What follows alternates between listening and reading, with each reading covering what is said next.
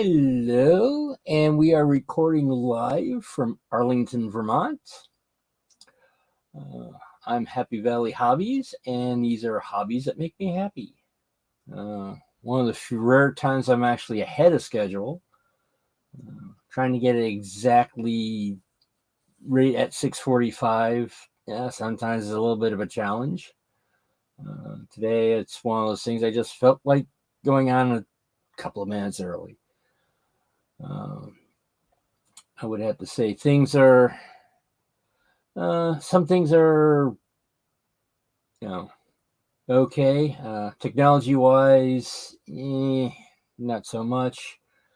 Um, when I first, just before I got on, the hard drive was pegged at 100%, but then I, sort of like wait, just watched, just did nothing and all that, let the hard drive do its thing and all that. And then as soon as it gets, as soon as it was no longer at 100, now it's hovering below 20%. So it's like, all right, I can do this without nothing freezing up on me.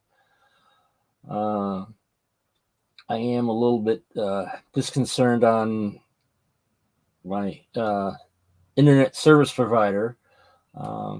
The gentleman that put this on, I'm not sure if he was new or didn't quite understand what he was doing, but it seems if everything, basically if everything is okay, it's okay. But then if I'm trying to do something that's not using this computer, if I'm trying to use the phone or trying to get onto the Wi-Fi, it's like he set it all up, but didn't give me any passwords. So it's like, now, right now I'm having problems with my phone. A couple of weeks ago, the SIM card decided not to work, so I eventually got to get a new SIM card. Now that new SIM card is not working, and basically said, "Oh, by the way, might as well get a new phone." And I'm like, "Sure." So now I'm looking into possibly getting a new phone. With the service provider for the phone, it's like, oh, you can get this phone, for what was it, something like $5 a month and all that. But the thing is that you can get it for $5 a month. I went and said, well, if I want to just pay for the whole thing and go that direction. Oh, no, then you have to pay full price. I'm like, wait, what? You won't, it's like, here you're going to get money right off the bat, but then you don't want to give a discount or whatever to, for someone buying it outright.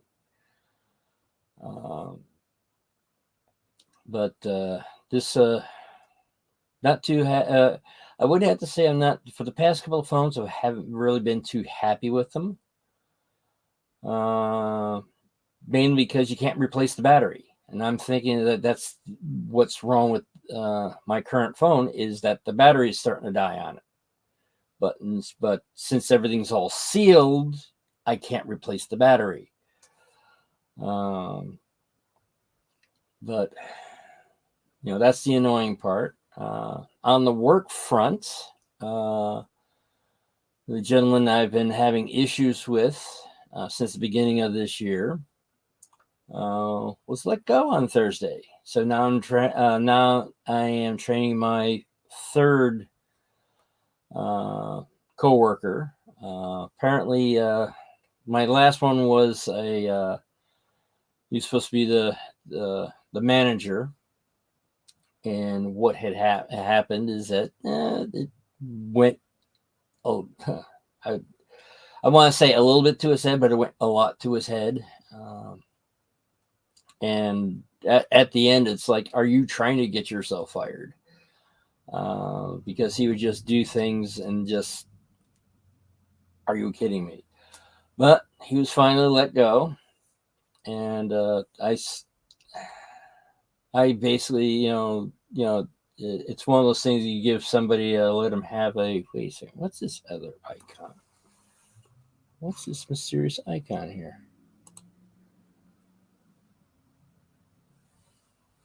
Ah, Mozilla. Oof. Firefox is a problem and has crashed. It has, huh? Okay, it has not because I'm still using it. We'll put this aside. We'll fix that. We'll restart or quit after the show. So let's see. All right. So it is showing that there are 2 people watching.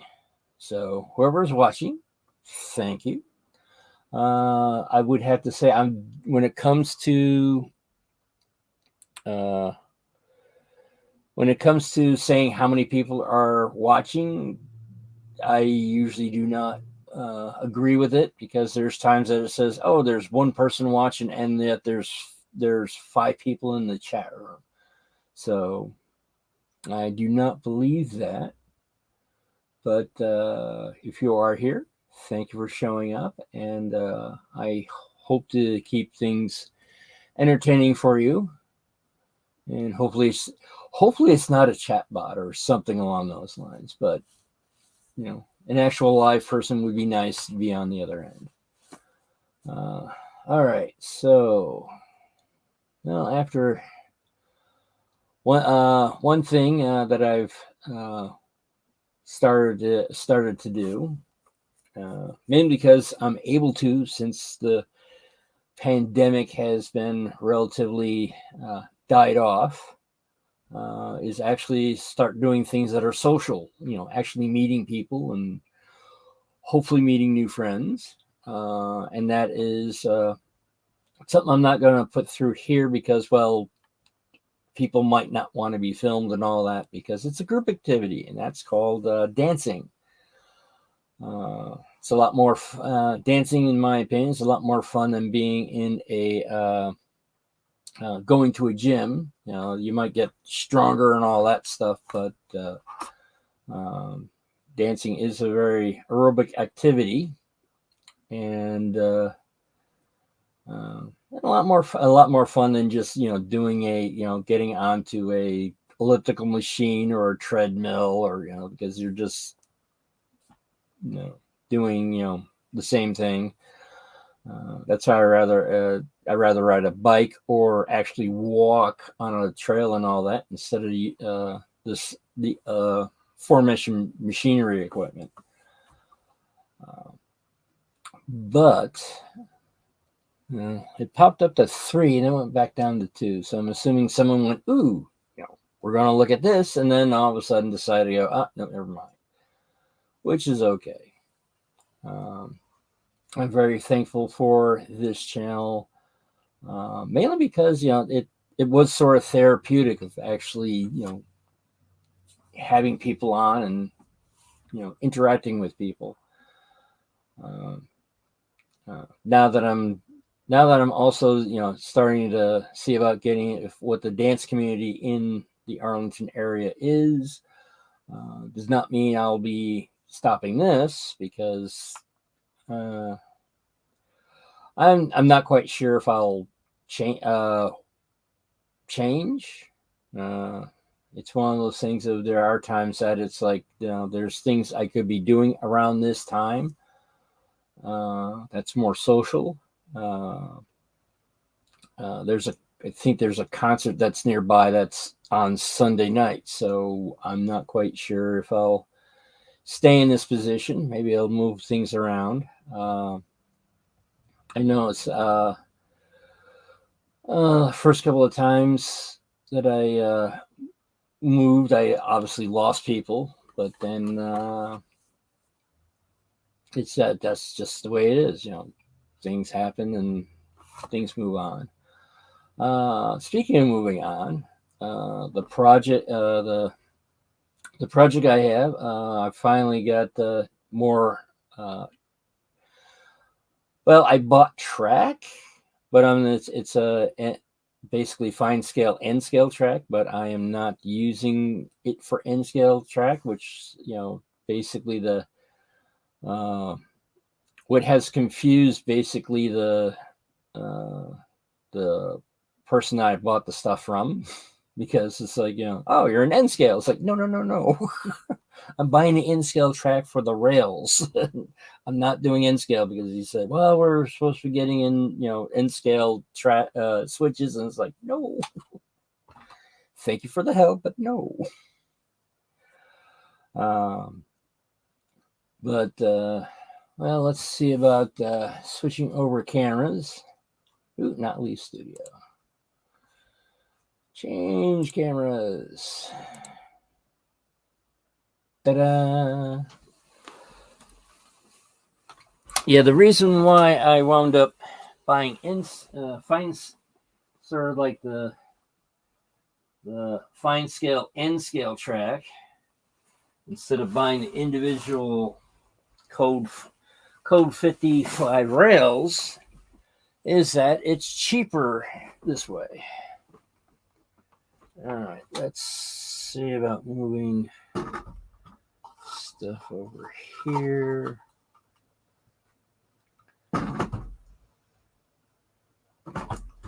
One of the things that I forgot to do was grab some ties and all that and go, hey, what wood that he had to turn around and add the stuff for things. All right.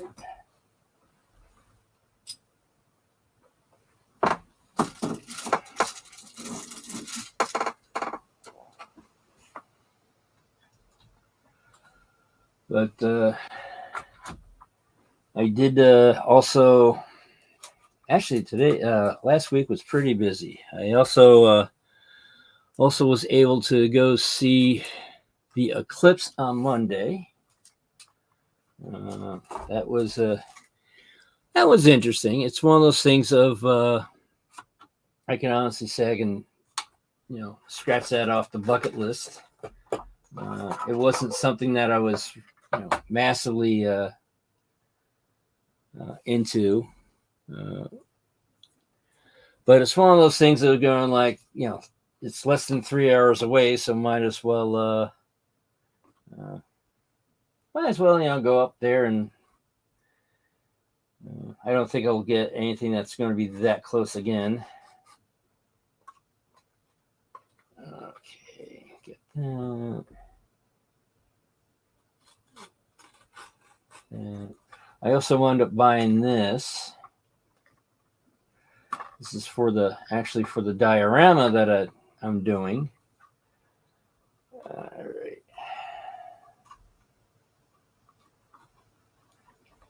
Because I wasn't expecting to buy anything else, but I did a window shop and saw this. Looking into, okay, that's that. This is a small, all right, this small trestle may or may not be tall enough that I want, but it's one of those things of I went and bought it to see if I can wind up using this. I may or may not. This is a low trestle. It's one of those things of not quite sure it's going to be tall enough to what I need, but it is one of those things I'll find a use for it somewhere. All right, so let me move this just a bit. Gotta move the screen a little bit. All right, and basically so I can see how what the watch counter is, even if if no one's there, if I lose the only person that was watching, but it says that there's 3 now. So again, thanks. Thank you for watching.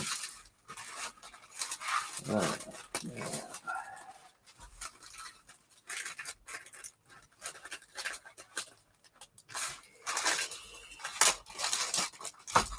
All right, this looks like it's pretty solid now.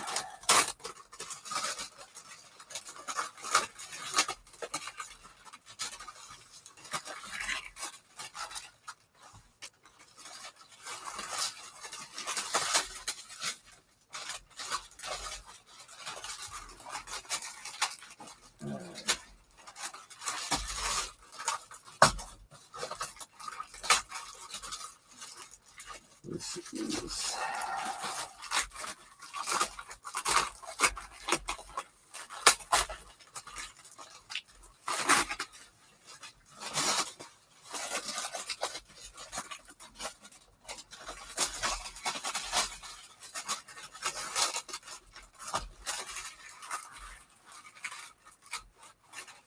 this looks like it's sticking a little bit more than I originally was anticipating. But that's okay. It's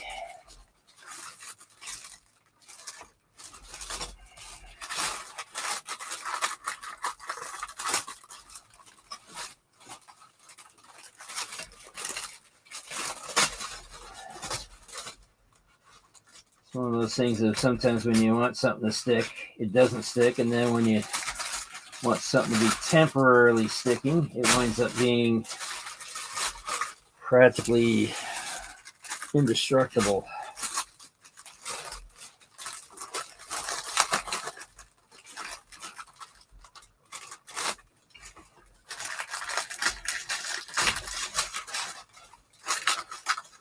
All right, almost got it all off. There. Well, it's definitely going to need a little cleanup.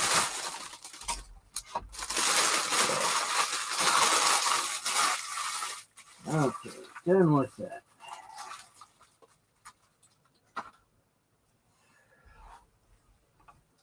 All right, this seems to be a lot more,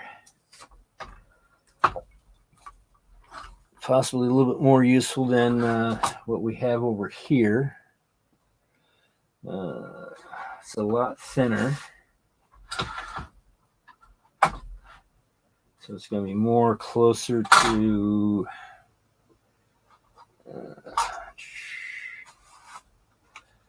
yeah, it's definitely a lot more closer to the rail height of the cork. So that's very useful. Unfortunately, I'll have to turn around and sort of off screen put the appropriate hole, and hopefully it doesn't split because it's going to be right at the joint. All right. Now I believe for Sidetrack Sunday, it's going to be Nissy's turn this week.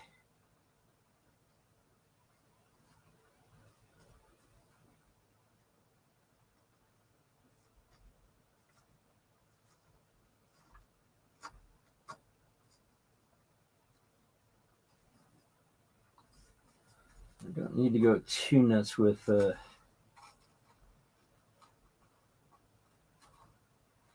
sort of taking the tape off and all that, mainly because this will be all hidden.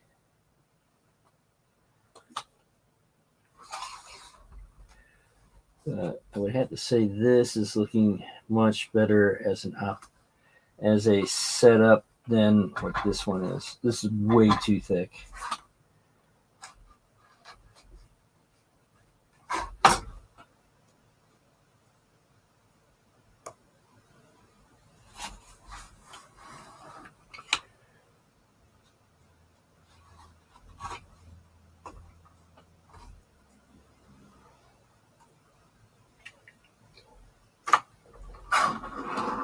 And one thing I gotta see about doing is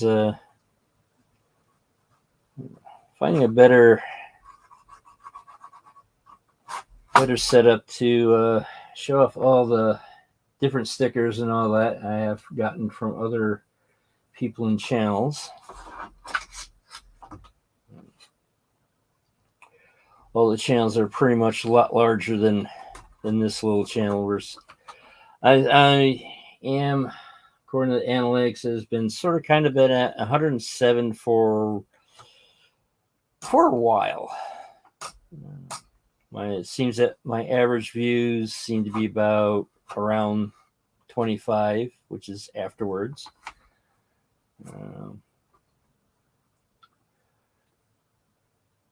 But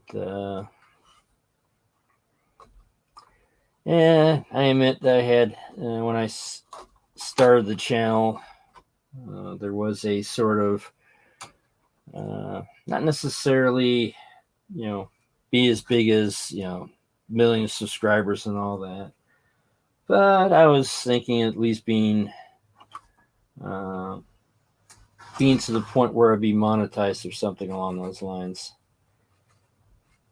And once being able to be monetized, go to make a Patreon page and all that fun stuff, and do that. But the more I'm looking at, the more there's a possibility that's not going to happen unless I start doing something. It's one of those things that I've heard. Usually a lot of channels die off. Even the most biggest ones, they have a tendency to die off after 5 years. Unless, of course, it's like corporate owned. But if it's individual, they usually don't last. I know there's one particular YouTube channel that I used to watch and all that, but they're getting to the point where they're only uploading, during the Secret Santa, basically. That's the only time that they seem to maybe once a quarter now upload something,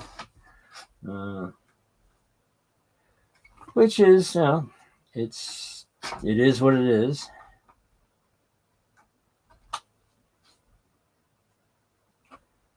But so that's cleaned up a little bit. Let's see. Probably need a new blade also.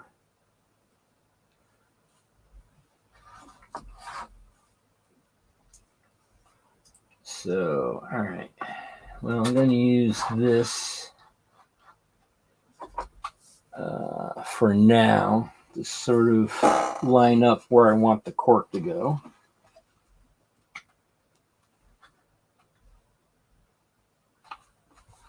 All right, let's see about taking the cork apart.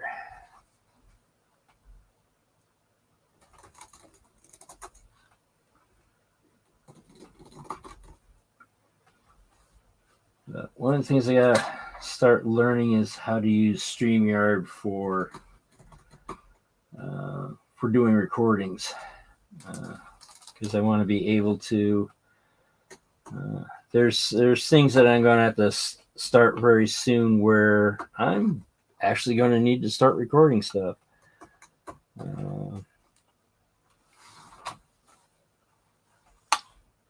Mainly because I'm not quite sure how to set up the cameras for a live setup. This is going to be over at the lathe, which all right, flip that over, flip that over. All right. Now, let's see now.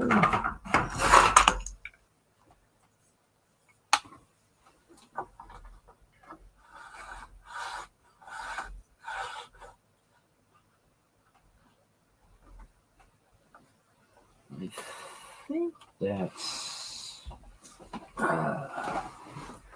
Gotta go way off camera for this.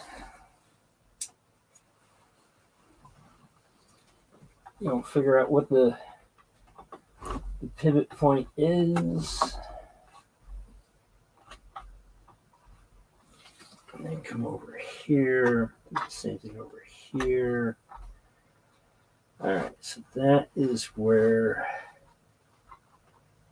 that is. All right, now I gotta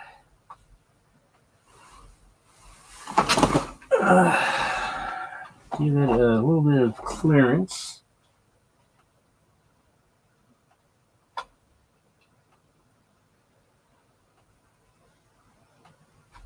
All right. So I realize I have no pins. Pins would be nice right about now.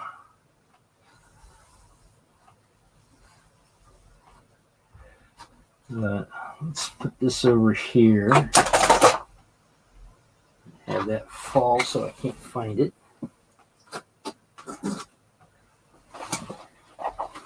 There it is.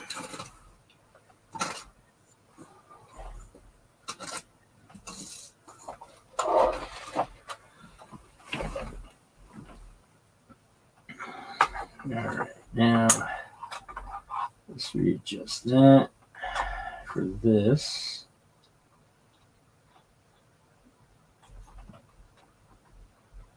All right, now we got that set to that. Let's see about moving this slightly out of the way. All right, this is double-sided tape, so what I'm going to do is take a little bit of a piece, sort of put it down that way.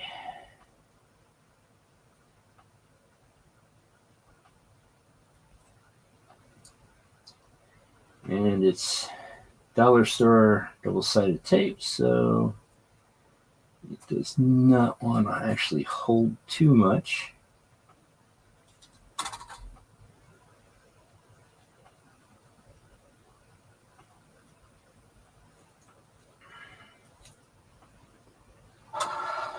All right.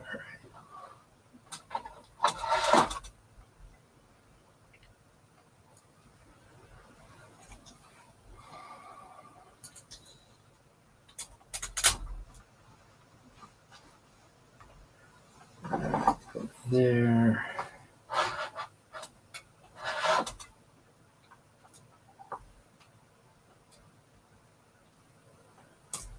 Put that there. And line that up.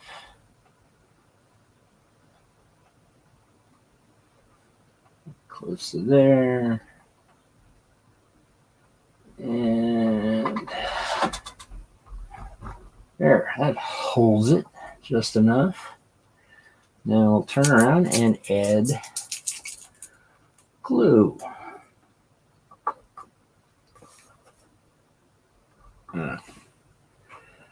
Let's see about using the rest of this.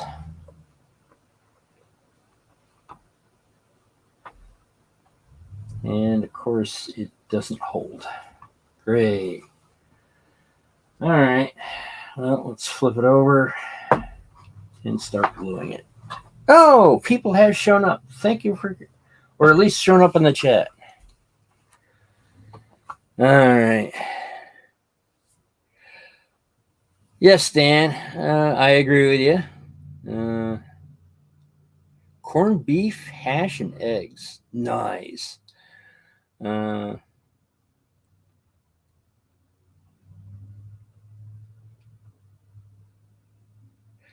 I agree, Rail Artist. It's one of those things of that's what my original plan was.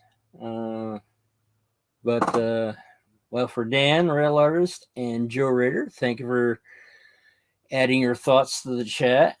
It's one of those things of, showing 3 people in the chat, but it says that there's 3 watching.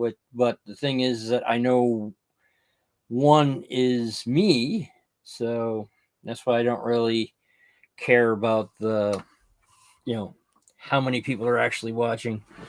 But yeah, it's one of those things of oh, hello, Randall. Thank you for coming in. But yeah, that was the original plan. You know, do the whole YouTube thing and all that. Not really planning on, you know, being the biggest one and all that, but I want to say at least to get to a point where I could get monetized. Not necessarily monetizing, but you know, it was a goal.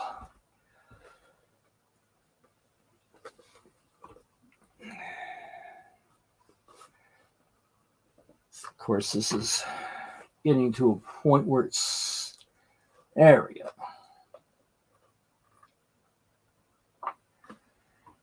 And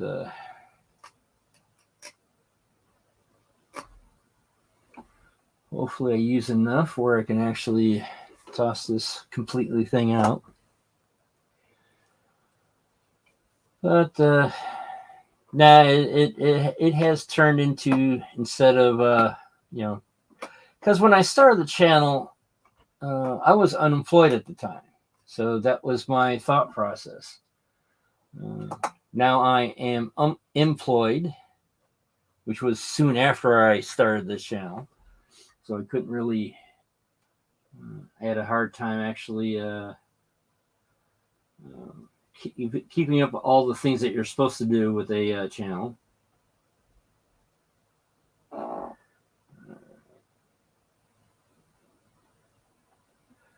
All right, let's do that much.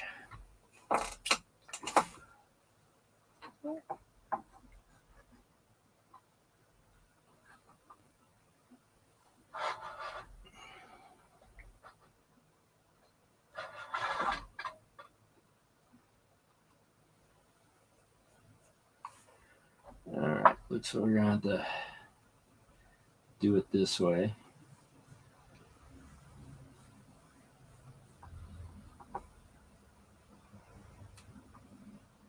Now I'm not although I'm probably going to be doing this entire thing straight down. I will not. I'm not actually going to be doing the entire. I haven't figured out where to put the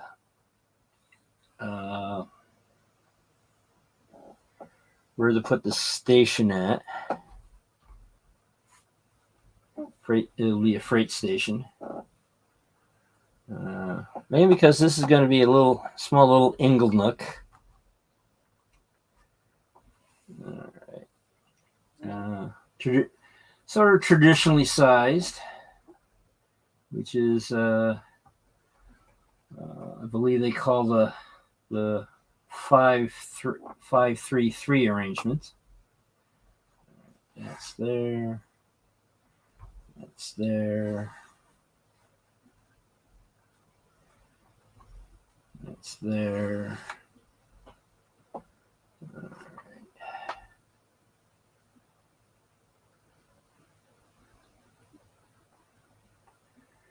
right. Put this chunk over there. Have it underneath the scenery.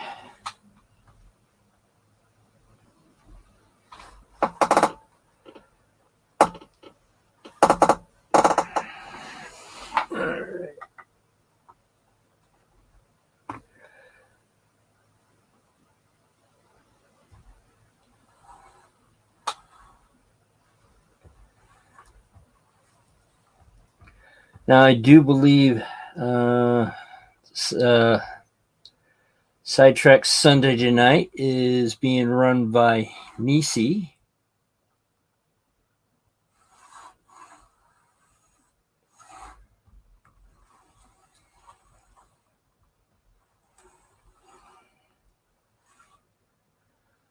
All right, now we'll have to start weighing stuff down again.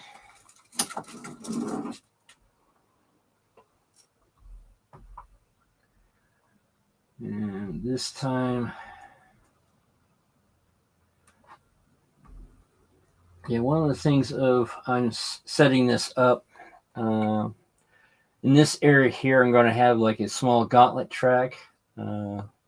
This is basically, and the reason why I'm doing that is to, I'm planning on using this as part of, what's it called now? The golden spike. Between all the dioramas that I've gotten or in the process of doing, and this small little portable layout,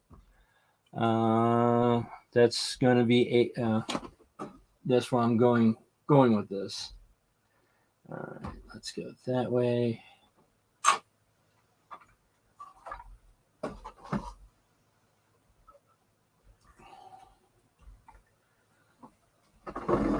Now, theoretically,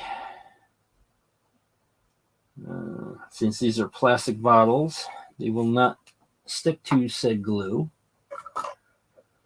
All right. Now let's clean this off. Because I was, it's one of the things I just happened to realize that it's actually very, if everything winds up, if the glue winds up on the threads, it's pretty much almost like a thread locker. So until you're actually done with your glue, keep everything the appropriate spot and location. Again, not really. All right, is that? I forget where the piece of paper went, but yeah, this is at the end of the quote selector plate. The scenery, I think, is going to start here. Mainly because, make it so you can't really see the selector plate, like a scenic divide. Also thinking about having like a small wall here, so you can't really see where this is going. Of course, it is actually close enough that maybe do. It's one of those things that it's the difference between being prototypical and then doing a model railroad. And station goes next to the tracks. That is correct. All right, sure, Dan. Live streaming is, well, I had experience with new tracks modeling, doing the live streaming stuff. Instead of the pre-recorded stuff, so that's why I went that direction. There's no editing involved. You just go and whatever happens. And if mistakes happen, then they're like, "Yep, that's a mistake. It's going to stay there."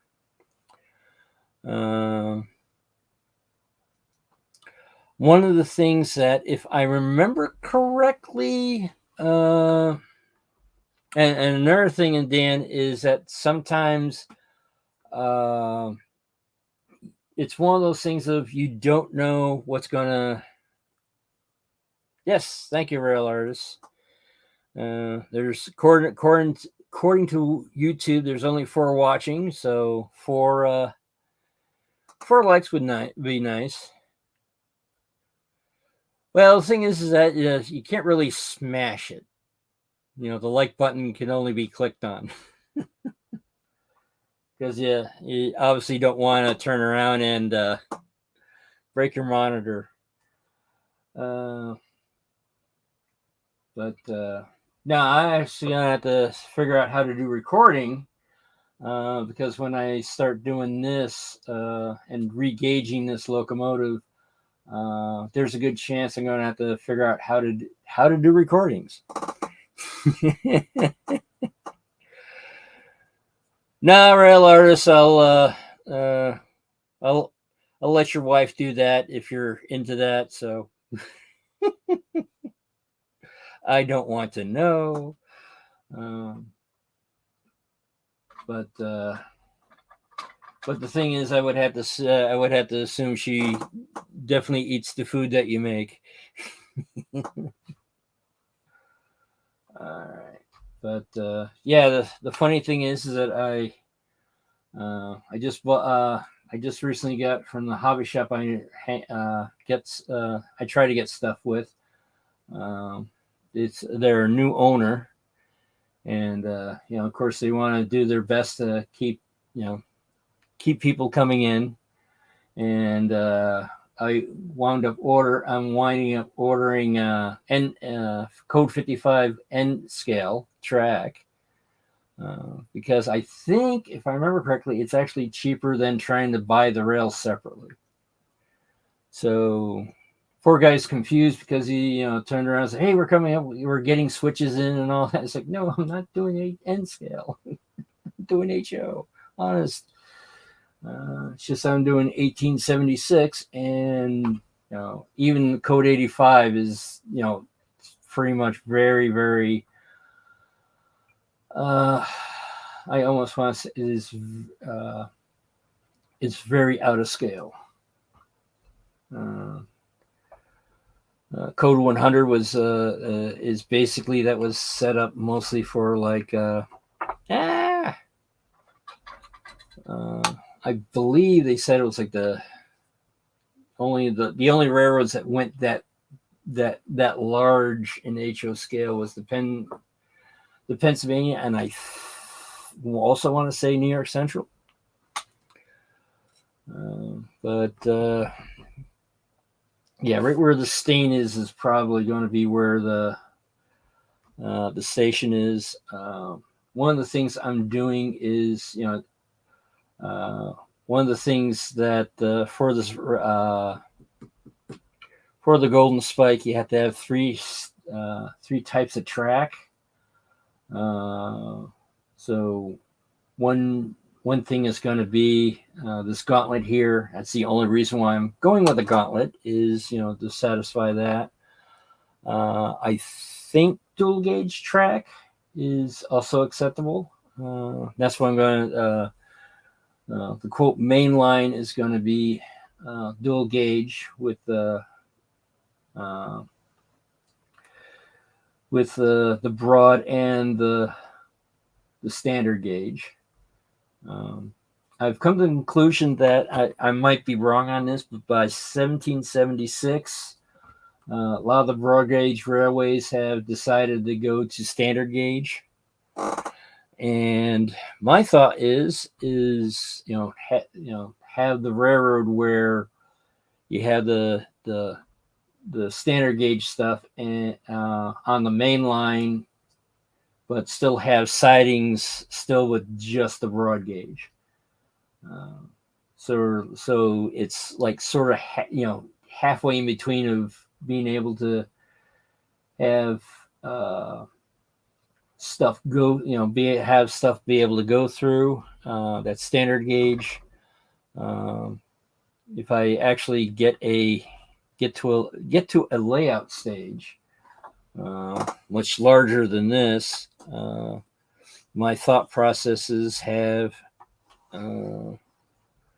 basically mostly the mainline stuff and anything that's barely needed for standard gauge operation. Very few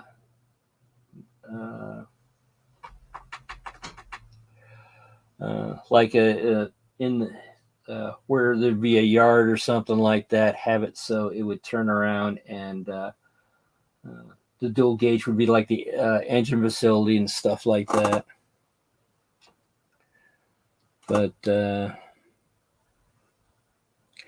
yeah, for the sort of any rate, when I first came on, because right now I'm watching Glue Dry.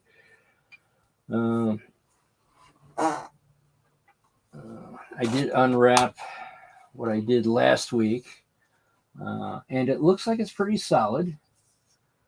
It's also a lot closer to the cork. It's a lot closer to the cork. Cork is a little bit higher, but that's okay. Because if I'm using code 55 on the cork, then I can get away with using code 100 on the actual rails. But we'll soon find out exactly how close, after adding ties and everything else, how close the railheads would be. One of the things I got to see about doing is, cutting it to the correct length, and then going from there. But that's going to have to be done off camera because got to use the drill press, and there's no camera on the drill press at this point. The drill press has to be fixed. Also, it doesn't have the cast iron support that for the table has cracked, so I have no Z adjustment. So now I'm using blocks of wood to make the quote unquote bed higher or lower, and keep it within the quill's adjustment range. So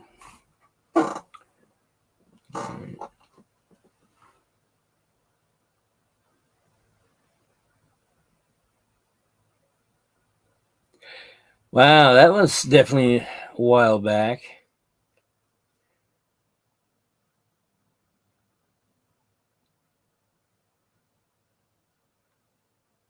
Yeah, 2 types of code 100 brass.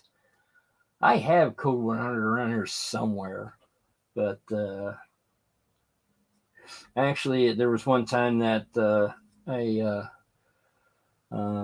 at the time I was really into the Delaware and Hudson, and was able to actually get onto the property, and I have a picture somewhere where apparently there was a time that they took old rail and they turned around and cut the rail in 8-foot sections, welded them together, and then welded tie plates on top of them, so they could actually turn around and bolt rails to them. And they were used on the industrial, basically the within the rail yard limits.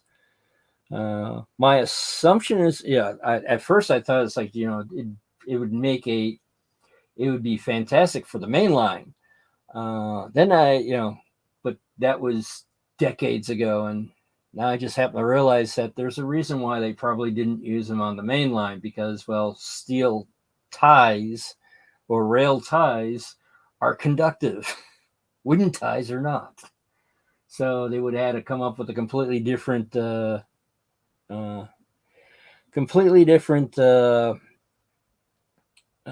signaling system. But that is that. So yeah, right now, I don't want to go too far putting in like the cork on that side for the quote main line, mainly because I want to get this installed first, because things might slightly have moved, when I drill cut everything up, and then having wherever the pivot point winds up being. But I'm thinking about having the station rate about here. Let's see, about 3 cars long. I want to get glue. Hopefully I don't get glue on the wheels of these.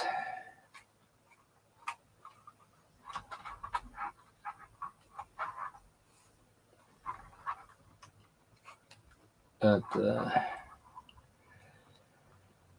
yeah, actually, that works out right about there. Well, also figure I had to figure out how long to make how long to make the gauntlet track. So I might have to go farther this way. I don't know what they consider a gauntlet track, because technically I would assume every switch is considered a gauntlet track until it's wide enough where you get beyond the fouling points. But I would have to say during the brass track era, you also had to do set up at least 5 blocks or something like that. But because basically the layout this small, you can actually turn around and if you're using DCC, it's like you got 2 wires and you're done.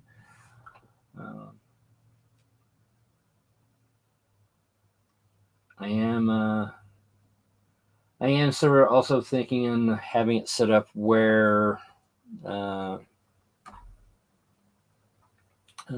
at the end of the gauntlet switch, have it so I can isolate them, so I can run quote 2 locomotives separately, which actually requires me to actually not only convert this over to 6-foot gauge, but also turn around and convert one of these into 6-foot gauge. So it's one of those things of it's a little bit above and beyond what for the Golden Spike, because I guess you got to have at least I think it's 6 pieces of equipment, or 4, or I forgot exactly which, but it's one of those things of they say it doesn't have to be scratch built; it can be commercial product. But the thing is that no one does 6-foot gauge commercial products, so it's a very different running steam on a puzzle track than a diesel. I personally, I want to lean towards no. I would have to say the difference between steam and diesel. I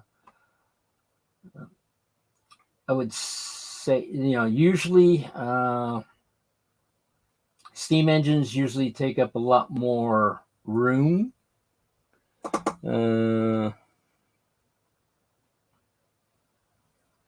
Yes, I know there's no scratch building needed, but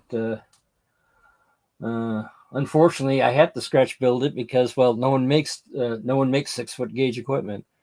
I would technically, I can use S gauge, but that sort of defeats the purpose of doing broad gauge.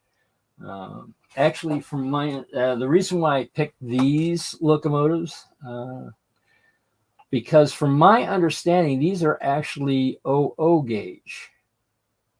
They didn't have the motors weren't small enough to make true HO scale. So basically, these are especially with this one. This one is a model of the Sierra number 3, which is it's considered the most filmed locomotive in the world. I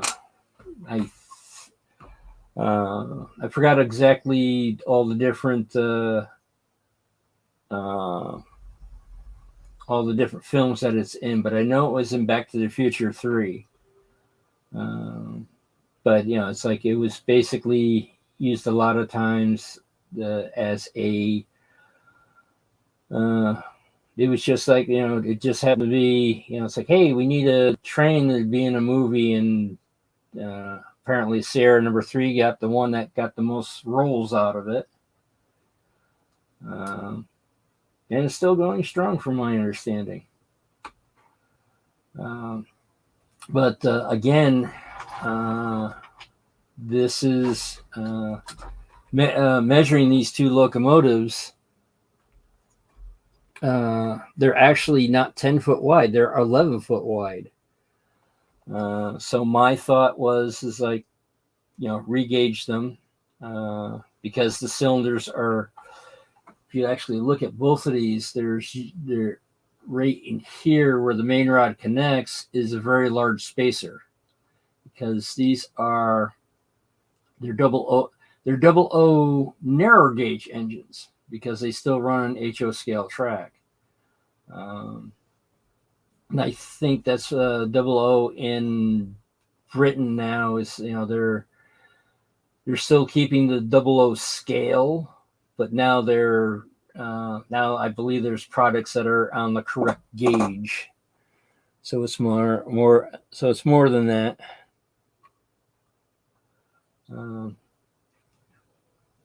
And let's see. You can tell from the box cars from overhead that the box cars seem to be a little bit more narrow than the locomotives. Let's see. Let me flip this around. So I think the cars, not the best light.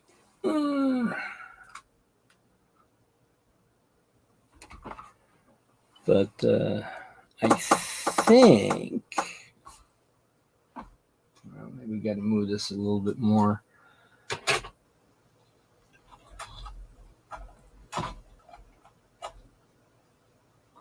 Yeah, I think you can see that the boxcar, which is HO scale, is narrower, not by much.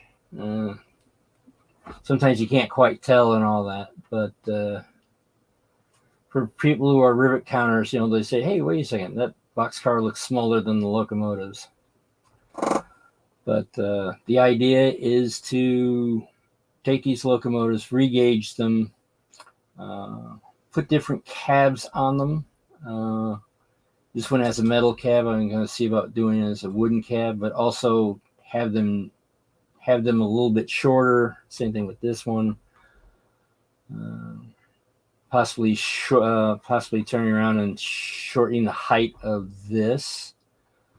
And pretty much that's what probably will have to do with a lot of the style locomotives.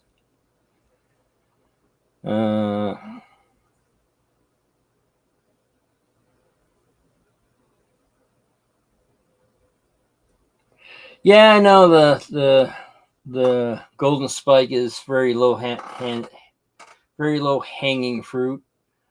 But at the same time, I'm also thinking on using some of this stuff to also. I believe you can also use this stuff to go towards your MMR also. So that's why I'm going the extra step, because then not only using the golden spike, but using the stuff on the golden spike to turn around and use it for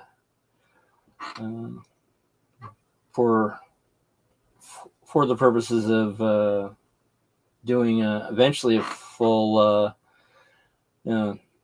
I want to say a proper layout, something that's it'll be sort of like a shelf layout, but possibly fit into a 20 by 20 room or 20 by 15 room, or something a little bit more than something that's not necessarily portable.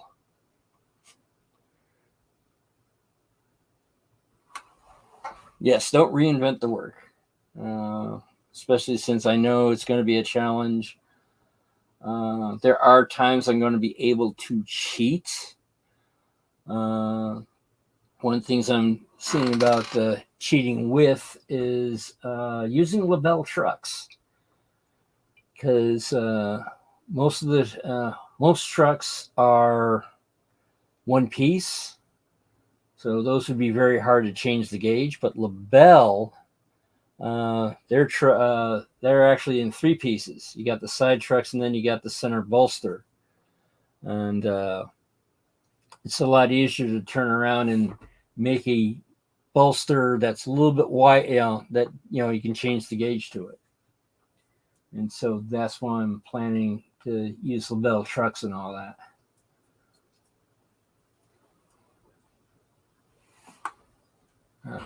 This is what I was looking for, right in front of me the whole entire time. This is what I'm assuming is going to be. Yeah, this would make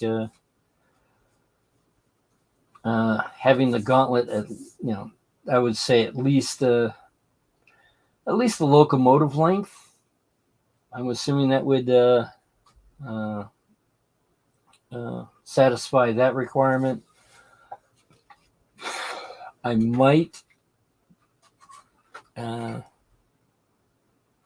that's way over there where you can't really which the camera's not pointing, but have it where I probably should make one of these a trash bin, but all the way onto the other end of the layout. Maybe have it set up where there's there would be a crossing.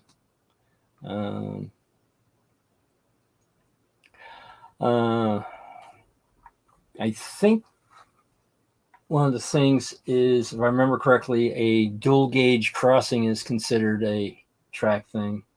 So I might do that. Of course, it has to be electrically operational and all that. So they have to be only able to get one specific one specific locomotive.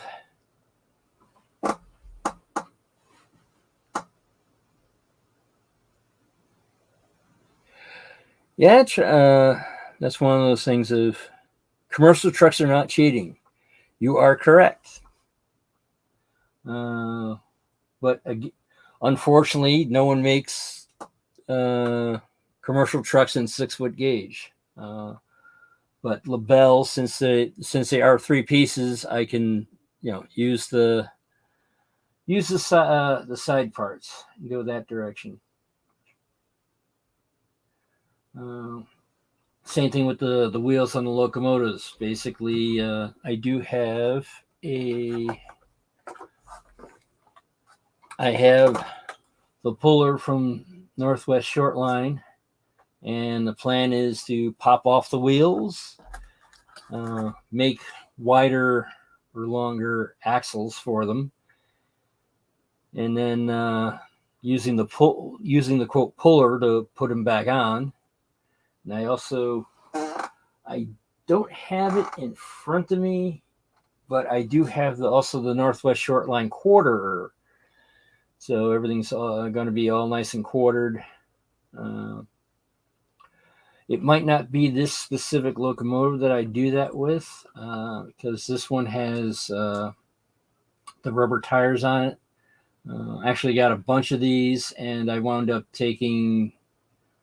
they would have one rubber tire and one not all metal tire, and I basically swapped them out to the other ones actually had the two metal wheels, and this particular one has the two rubber tires on it. But I do have plenty of spare parts, so. And I think in 1876, they did have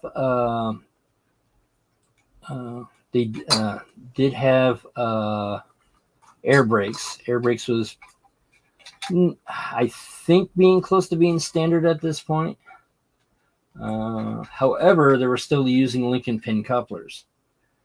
1876 is a little bit after, I think, the knuckle coupler, yeah, was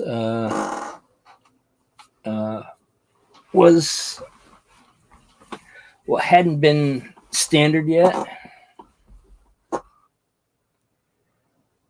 Yes, absolutely. That's one of the reasons why I decided to go with broad gauge, because one, no one's done it, uh, and I think that's why a lot of people go narrow gauge. Let me switch over cameras.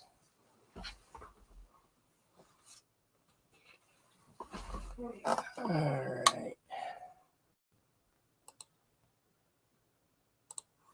All right. Now I'm back, I believe.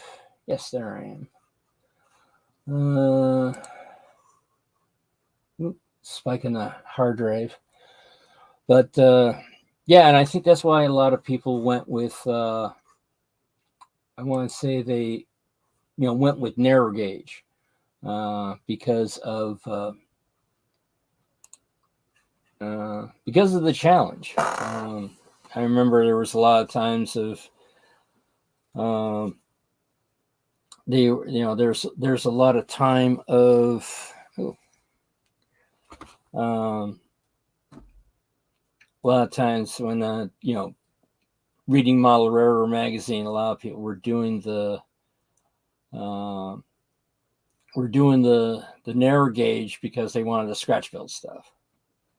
Um, that's why the 2-foot gauge stuff is running on N scale track instead of Z scale track.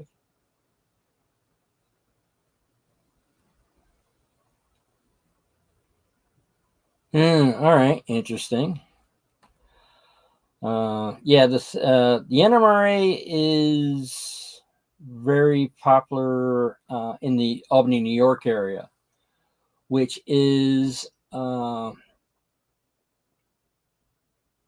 it's the closest NMRA group to me at this point, and that's why Bennington County is the only one that's in that. All the rest of the counties in Vermont go to the one up in Burlington, Vermont, because Burlington, Vermont is the big city of, it's the New York City of Vermont, basically.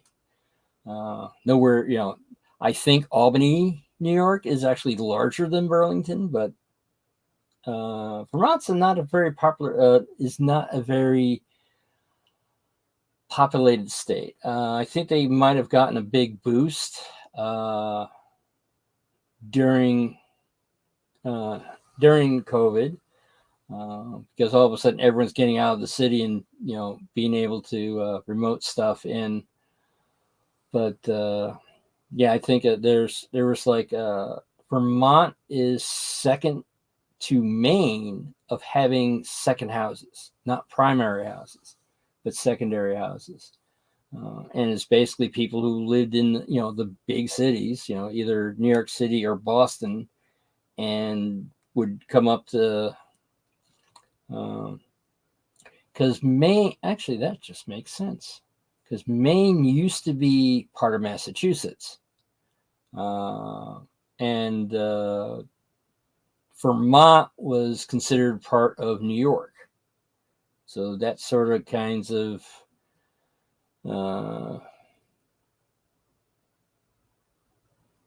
yeah, it's one of those interesting things, Dan. Of because I was actually when I was unemployed, I was thinking about going to New Hampshire and turn around, sort of scratch my head. It's like they say, "Oh, we have no income tax," or we don't have taxes, and this, that, and it's like, how do they pay for the government? And then it's like, oh, that's there's no income tax, but I believe there's other taxes that take over for that.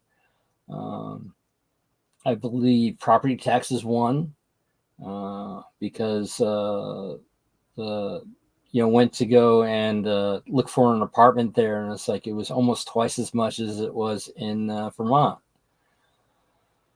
Let's see what else there's, and I believe. Well, they also had, I don't drink alcohol, but apparently they also have a massive tax on alcohol, where apparently that's how they pay for stuff. But yeah, it's one of those things of going like, oh, they don't have this for a tax, they don't have this for a tax, they don't have. Like, how are they be able to do things like maintain roads and stuff like that? But now I'm sort of kind of happy where I'm at now. Right now, I'm also the issues that I had with my West Virginia to Ohio. Well, realers, I mean, the only experience I had with Ohio is the first time I went to college was there. Yep, the liquor stores are rest stops on the highways there. It's one of those things again. I'm like, so you're promoting drinking while driving. But oh well. It is one of those things. Yeah, with Ohio, first time I went there was Columbus, Ohio, which was relatively flat. Actually, did not realize how dangerous the bicycle riding I was doing at the time was. I think I was bicycling almost, I want to say maybe about 5 miles back and forth to the school. But it's like, where everything is I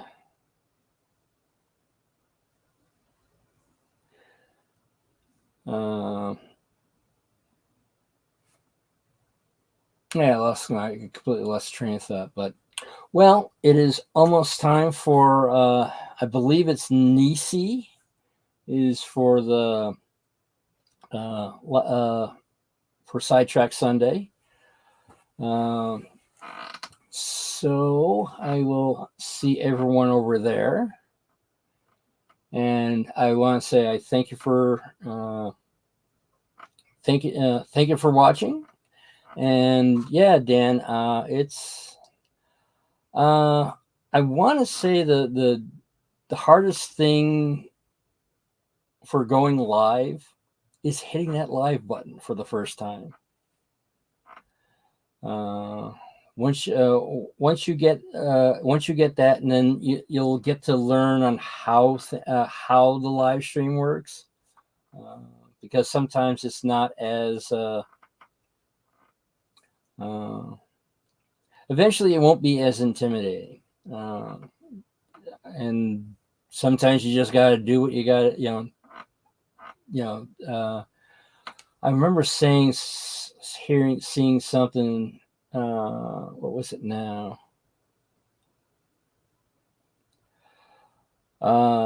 It's like I'm blanking on it. It was a plaque that was during a video I was watching. It was like in the background. It said something. I completely lost it. But it's the thing is that to finish a project, you must start with the first step. Absolutely, Dan. Take your own advice and just jump in. And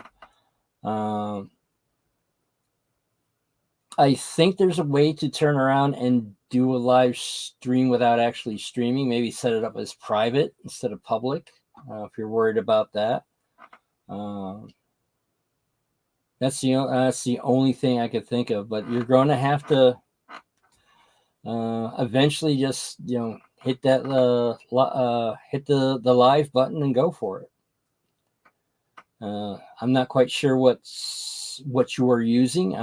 I'm using StreamYard, as you can tell by that one. Well, it's up there in the corner, and I think a lot of the guys and gals are using that with this particular group. But there are others. But I also think that the world needs more love. So find your passion, add some silliness to it, and yes, StreamYard, and spread it around. And I would have to say, I know you're very passionate, Dan, at what you do, and I would say just let everybody know about it. So, bye everyone.